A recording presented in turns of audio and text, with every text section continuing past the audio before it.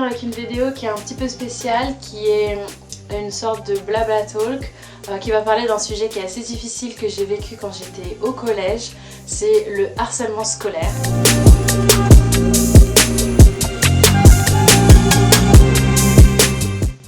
Donc c'est un sujet que j'avais déjà abordé il y a quelques années par un article sur mon blog. Je reviens aujourd'hui par une vidéo pour vous en parler un petit peu plus, pour apporter mon témoignage pour que ça s'arrête, parce que c'est quelque chose qui a lieu vraiment en France de manière hyper courante et c'est horrible et il faut vraiment que ça s'arrête.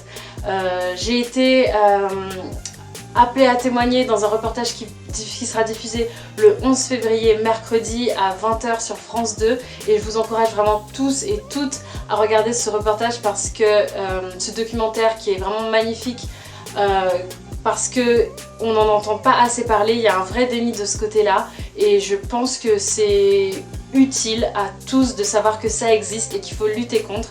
Donc le 11 février sur France 2, regardez tout ce reportage. Donc là moi je vais vous parler en fait de mon vécu, de comment je l'ai vécu. C'est pas facile à en parler, donc je suis désolée si je me répète aussi je suis pas aussi joviale que d'habitude, mais c'est des moments qui ont été vraiment difficiles pour moi et qui sont difficiles à aborder. Donc bah voilà, si ça vous intéresse, vous pouvez rester.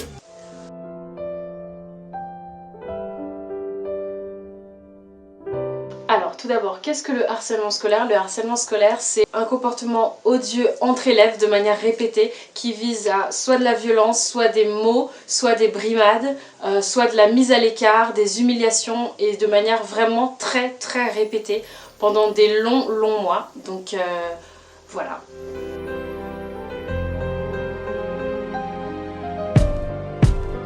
Comment est-ce que ça a commencé pour moi? Je suis rentrée au collège donc en 6e et ça s'est bien passé. Enfin, mon entrée en 6e, j'étais contente. Il faut savoir que vous me voyez très souvent en robe, c'est parce que c'est ma manière de m'habiller. J'ai toujours été habillée comme ça, mes parents m'habillaient comme ça et c'est devenu mon style vestimentaire parce que j'aime m'habiller en robe. Donc j'avais un style vestimentaire un petit peu preppy, vous voyez, avec les petites robes, les petites chaussures, voilà. Donc mes parents m'ont inscrit en école privée, enfin je suis en école privée depuis toujours, donc dès la 6e ça a été, j'avais un groupe de copines, même si je sentais que j'étais différente dans le sens où j'étais la seule noire, mais ça c'est pas du tout ça, je vais pas faire d'amalgame avec le racisme. J'étais la seule noire mais je m'habillais vraiment de manière différente, je lisais beaucoup, enfin j'avais un comportement qui n'était pas forcément le même que ceux des autres enfants de mon âge, mais ça se passait bien. En 6e, j'avais un groupe de copines, sauf que ce groupe de copines a quitté l'établissement après l'année de 6e et dès l'année de 5e, je suis rentrée, j'ai fait ma rentrée dans une classe que je ne connaissais pas, je connaissais aucun des élèves, c'était toujours dans la même école mais je ne connaissais aucun des élèves et en fait dès les premiers jours ça s'est traduit par une mise à l'écart, enfin personne ne voulait être avec moi. Je me rendais compte que j'étais pas comme les autres, donc j'essayais de faire comme les autres, mais il y avait ce rejet là, donc je commençais à stresser d'aller à la cantine parce que je savais pas vraiment avec qui être, donc j'essayais de sourire, d'être avenante, et la première fois que j'ai eu en fait une mise en avant, enfin vraiment violente, c'est que on devait faire un exposé pour le cours de français et donc on devait faire des groupes et je me suis retrouvée en fait toute seule, donc personne n'a voulu se mettre avec moi, donc là c'est vraiment la première fois où j'ai vraiment été face au fait que personne ne voulait être mon amie. Voilà, donc la prof m'a humiliée, enfin je pense pas que c'est pas fait exprès, mais de toute manière c'était nécessaire. Mais je l'ai très mal vécu, personne ne peut se mettre avec Cerise, qui veut bien accepter Cerise dans son groupe, et personne ne dit rien, personne ne veut en fait être avec moi. Pourtant j'avais des très bonnes notes, mais c'était pas ça, enfin c'était mon style vestimentaire, je sais pas, ma manière de me coiffer. Faut savoir que j'étais pas défrisée, j'avais jamais été défrisée puisque je me suis défrisée à mes 18 ans. Je portais pas d'extensions, je portais pas de nattes longues avec par exemple des extensions. J'avais des nattes collées, enfin avec des coiffures de petite fille quoi, enfin en 5e on est une petite fille. Donc je ne sais pas, je ressemblais vraiment pas aux autres collégiens, et je pense que c'est ce qui explique, même si ce n'est pas explicable, mais c'est ce qui il en faut pas plus pour être rejetée. Et donc je me suis retrouvée dans un groupe de filles qui ne voulaient pas en fait être avec moi dans ce groupe d'exposés, mais voilà, donc elles m'ont donné tout à faire, j'ai pratiquement eu tout à faire, et elles me disaient que j'étais moins que rien, comment ça pouvait, qu'est-ce qu'elles pouvaient utiliser. Elles utilisaient par exemple les mots comme j'étais une cassos, je suis une bolos, une victime, que je m'habille mal, qu'elles veulent pas traîner avec moi, que c'est pas parce qu'elles font un exposé avec moi que ça veut dire qu'on est potes, qu'après le cours elles veulent pas que je sois autour d'elles et tout ça.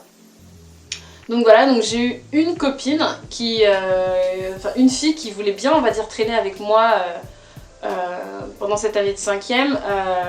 Elle s'appelle Élise, et donc elle aussi elle souffrait un petit peu de cette exclusion parce que malheureusement elle souffrait malheureusement de cette exclusion. Elle souffrait d'obésité, donc elle était en surpoids, et donc elle souffrait de ce même rejet. Donc on est devenues super copines, meilleures amies, on allait l'une chez l'autre et tout ça, mais il y avait ce rejet constant à l'école. Et en 4e, non, fin d'année de 5e et début de 4e, ça c'est vraiment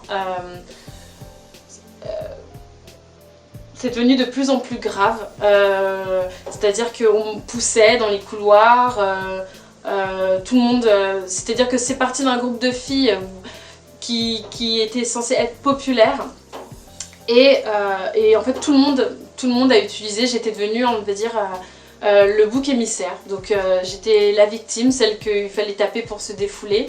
Donc on me poussait dans les couloirs, dans les escaliers, on me faisait des croche-pattes pour que je tombe, voilà, des choses comme ça. Et c'est pas facile. Où par exemple il y avait les casiers, et donc ils avaient repéré mon casier, et parmi la fente, il y avait les petites fentes du casier, ils mettaient de la terre dans mon casier, ce qui fait que quand j'ouvrais mon casier en fin de journée, je l'ouvrais et il y avait plein de terre dans mes cahiers, dans mes livres, et donc ils se mettaient par exemple au fond du couloir pour me voir ouvrir le casier et voir qu'il y avait de la terre dedans, des choses comme ça. Par exemple en sport, j'ai fait 2 années de sport, ma 6e et ma 5e, après j'ai été déclarée inapte à cause de mon asthme, mais donc dans les vestiaires du sport, j'allais en cours de sport, et quand je revenais, les bretelles de mon sac à dos étaient coupées, ce qui fait que du coup je pouvais plus porter mon sac à dos, des choses comme ça. Donc j'ai été victime, et puis c'était des gens que je connaissais pas du tout, et c'est là que c'est le pire. C'est que c'est des gens qu'on ne connaît pas qui s'arrogent un droit de pouvoir nous faire du mal. Donc dans les couloirs, des chuchotements, des rigolades, voilà, des brimades physiques. En cours, les gens qui étaient derrière moi, parce que je me mettais devant, les gens qui tiraient mes cheveux par exemple, et lorsque je me retournais, bien évidemment c'était la faute de personne. Et le pire, je crois que le pire que j'ai vécu, c'est à la cantine, bien évidemment. Enfin ça, je crois que c'est tout le monde, enfin tous ceux qui ont été victimes du harcèlement scolaire vous diront que la cantine c'est vraiment l'étape, enfin c'est vraiment le lieu où c'est pire que tout.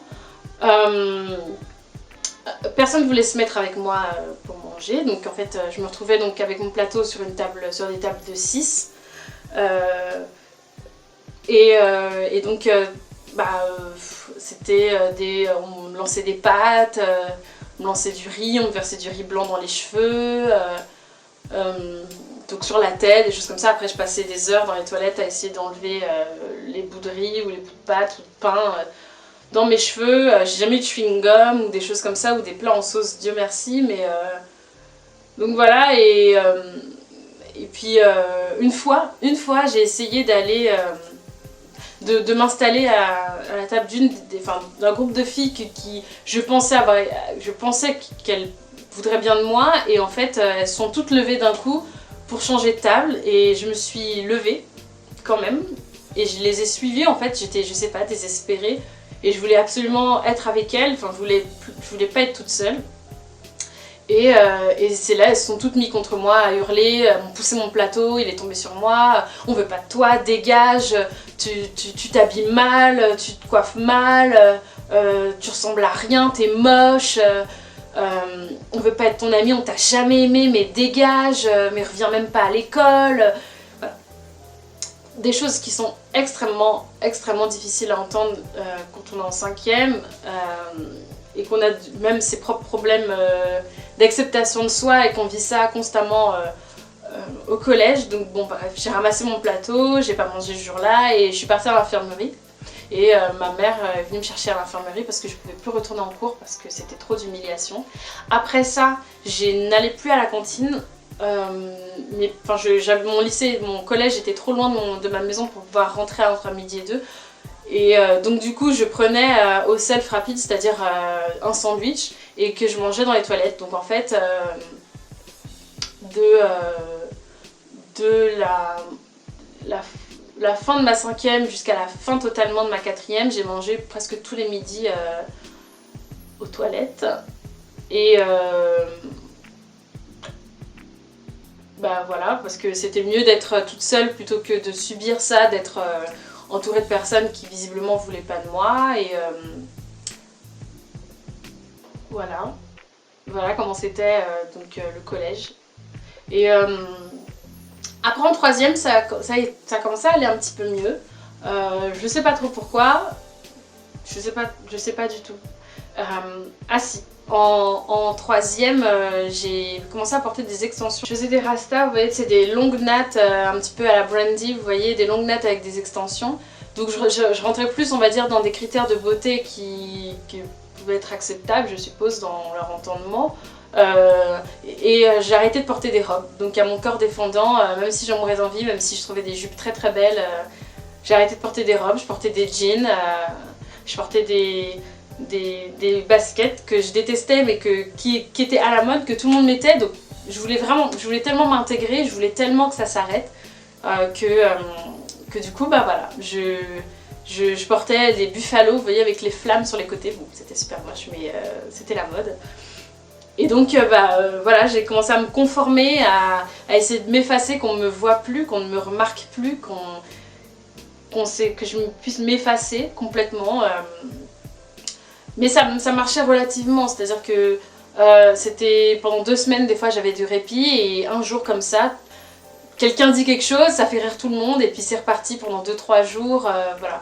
Bon, en 3e, comme je vous disais, ça allait un petit peu mieux, je me suis retrouvée à un groupe de copines, et voilà, et ça s'est super bien passé, enfin, on s'entendait vraiment bien, donc je vais pas dire que c'était la joie constante, non, parce que j'étais perpétuellement dans cette angoisse que ces filles-là me rejettent ou finalement décident qu'elles n'ont plus envie d'être mon amie au milieu de l'année. Donc même si on s'entendait vraiment super bien, il y avait toujours cette source d'angoisse de me dire peut-être qu'en fait elles m'aiment pas, ou voilà, des doutes comme ça. Et bref, donc tout ça a fait que mes résultats scolaires en pâtissaient complètement. Et j'ai commencé à vraiment avoir des notes horribles, et en seconde, j'arrivais quand même jusqu'en seconde, le lycée a déclaré que je devais redoubler, puisque mes notes étaient en chute libre, je n'arrivais plus du tout à gérer le tout, et donc mes parents ont décidé de me changer d'établissement.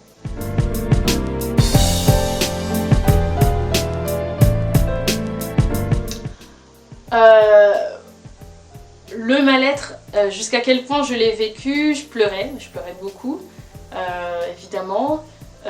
J'avais des crises d'eczéma, j'ai fait beaucoup d'eczéma pendant ces années-là. Quoi d'autre? J'ai pensé au suicide, oui, mais j'ai jamais fait de tentative de suicide. C'est-à-dire qu'il y avait des fois où c'était horrible, où les soirs où je me disais que je pouvais pas retourner à l'école, je faisais semblant d'être malade, mais oui, ça m'a déjà traversé l'esprit de faire arrêter tout ça, enfin que tout ça s'arrête, et que voilà, et que je serais mieux au paradis. Je suis catholique pratiquante, donc je me disais que ça sera forcément mieux au ciel. Alors j'ai jamais passé le pas parce que voilà, la vie a fait que l'amour de mes parents, de mes sœurs, de ma famille, et je me suis jamais dit ok, je vais m'entailler les veines ou je vais prendre des comprimés, des choses comme ça, non. Et Dieu merci que j'ai jamais fait ça, j'ai jamais passé autre part que mon journal intime ou mes pensées. Mais voilà, j'y ai pensé parce que le harcèlement scolaire, c'est ça, c'est que c'est pousser une enfant à un tel retranchement, à un tel rejet de soi, qu'on pense à ça.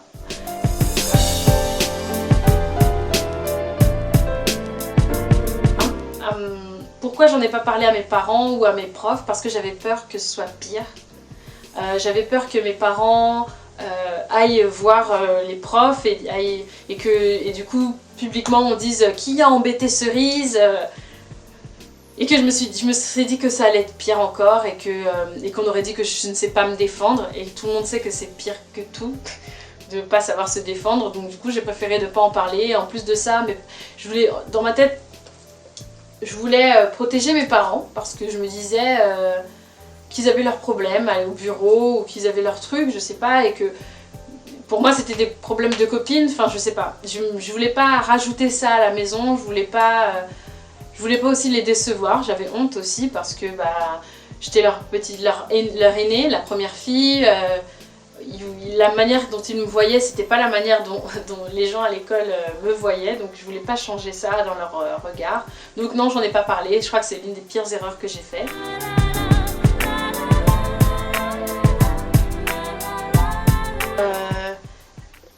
Comment je le vis aujourd'hui? Donc bon, comme vous pouvez voir, d'en parler, c'est pas facile. J'en pleure pas. Mais quand j'ai vu le reportage, puisque je l'ai vu en avant-première, le reportage sur l'harcèlement scolaire, j'ai pleuré, j'ai beaucoup pleuré. Ça a ramené beaucoup de souvenirs que j'avais préféré oublier ou enfoncer à l'intérieur de moi. Je m'étais juré de plus y penser, de plus le vivre, et voilà, ça m'a forcé à me remettre face à mon histoire et des choses comme ça. Comment ça s'illustre? Alors j'ai beaucoup évolué, j'ai grandi. Dieu merci, on évolue physiquement, on évolue psychologiquement, j'ai changé d'établissement, donc forcément ça allait mieux. Et j'ai repris confiance en moi petit à petit, voilà. Mais les manières dont ça peut s'illustrer, c'est que j'ai pas beaucoup d'amis, j'ai très peu d'amis, vraiment très peu. Et même en comptant toutes les copines, les connaissances, tout ça, j'en ai vraiment très peu. Contrairement à ce qu'on peut croire peut-être, ou à une moyenne. J'ai pas beaucoup de copines et d'amis. Je me suis beaucoup repliée vers ma famille, donc bon, j'ai une très grande famille, donc j'ai beaucoup de cousins et cousines, donc de ce côté-là, c'est eux mes meilleurs amis, c'est eux mes cousins, mes amis, mes copines, mes copains, mais après ailleurs, donc vraiment des copains, copines, donc des personnes extérieures à ma famille, j'en ai très peu. J'ai ma meilleure amie, Vanny, que j'ai rencontrée en première, au lycée donc, après avoir changé d'établissement, et puis 3-4 autres copines, mais voilà, pas plus que ça, parce que je fais pas confiance, j'ai beaucoup de mal à faire confiance à cause de ça. Voilà, je pense que c'est une conséquence. Quoi d'autre? J'ai peur de la foule, j'ai peur de me retrouver au milieu de beaucoup de personnes, parce que je me suis retrouvée encerclée par des gens en sport ou au collège, ou dans les couloirs je veux dire, et ça c'est surtout beaucoup d'angoisse pour moi. Donc lorsque je suis je vais à très peu de concerts, j'en ai déjà été à des concerts, mais je m'arrangeais toujours pour ce que je sois assise, donc à des places assises pour pouvoir gérer, pouvoir contenir la foule, pouvoir gérer cela, mais je ne peux absolument pas aller dans un concert avec beaucoup de monde. J'ai beaucoup de mal à rentrer dans des centres commerciaux. Enfin, j'ai toujours une petite angoisse ou une petite peur quand je rentre dans des centres commerciaux. Ça s'efface très vite, mais il y a toujours ça, il y a beaucoup de gens. Quoi d'autre? Quand je passe devant un groupe de personnes qui rigolent, j'ai toujours l'impression que c'est de moi qu'on parle. Ça traverse l'esprit, c'est-à-dire que je me dis c'est peut-être de moi.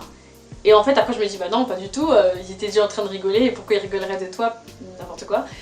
Mais voilà, il y a ce genre de... Ça me passe par la tête, je me dis peut-être que c'est de moi qu'on parle, peut-être que c'est encore de moi qu'on se moque, voilà, des choses comme ça. Et pour terminer, l'une des autres illustrations, des fois ça m'arrive de passer devant des lycées, donc forcément à Paris il y a des lycées, des collèges, des choses comme ça. J'ai 24 ans donc je ne suis plus du tout une lycéenne, je ne ressemble plus à une lycéenne. Mais quand je passe devant un lycée et qu'il y a des lycéens dehors en fait, que je passe au milieu d'eux pour continuer mon chemin en fait, pour passer, j'ai peur. Mon cœur se serre ou je me sens vraiment très mal à l'aise. Ça dure une seconde, mais voilà, mais une seconde, j'ai l'impression d'être encore cette collégienne qu'on critiquait, qu'on rabrouait, qu'on humiliait perpétuellement, donc voilà. Après je me rappelle que j'ai 24 ans et que moi quand je passe, eux ils voient une adulte, alors que moi quand je passe j'ai l'impression encore d'être une ado. Voilà. Mais sinon j'ai recommencé à porter des jupes et des robes. Je crois que j'ai 2 pantalons à tout casser dans ma garde-robe, 2 pantalons, 3 leggings et après une cinquantaine, une soixantaine de jupes et de robes parce que c'est comme ça que je m'habille et c'est comme ça que je suis et que ça n'a pas disparu, c'est ce qui fait que je suis moi.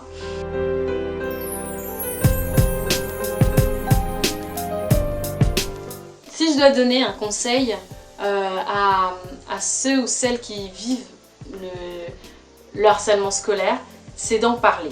De le dire autour de soi, d'en parler à ses parents, même si on a l'impression qu'ils ne vont pas comprendre. Il faut essayer à tout prix de leur dire qu'au collège c'est peut-être pas comme à leur époque, qu'il y a des histoires de populaires et de bolos et de gens mis à l'écart et des choses comme ça qui ne devraient pas avoir lieu mais c'est le cas. Et si vous êtes victime de ça, il faut en parler.